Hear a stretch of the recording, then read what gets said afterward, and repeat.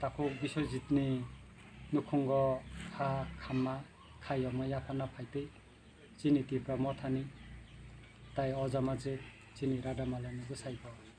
sal kisa sika hamya khlaiui bemar hamya manjagui thwijaka bini nukhungo bo jeng chini kha khamma tai khayoma yapana bagui jeng tabuk phaika kai chini buku Radamala sal kolokma chini dofani bagui samung tangui tongo tangui phaika tabo bo tangui tongo thinango bo tangnai ekai bubagara jokhon thansa hinui call khlaika afro chini Radamala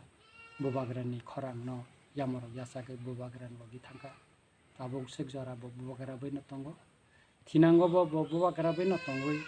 dofani bagui o hani bagui soba khlainai hinui ang kha khlaio tamni hinba salsa to जों jotono जोंबो थैनाय जों jotono ma thanai आयु लगui yaui dini bini bwsai thै thangfano जों kha khamnani kok kwrui bwkha thैnani kok kwrui tamni kai chini Radamalani bwsa chwla khoroktam tongo amorokno judi जों swrwngriui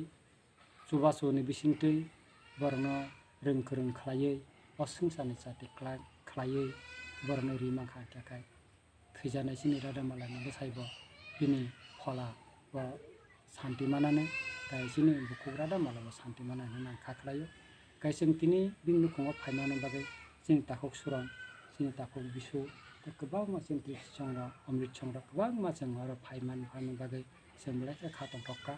hingkakai tai tamo sanai Radamalani nogo phaimani bagui जों belai no kha tongthokka ebong जों tini bono kunu yapharnani chini mungsa kwrui chini khairokma hamjakma nokarui tei mungsa bo kwrui ang bukuk chini Radamalano kok thaisa thaini sanani bagui koijak.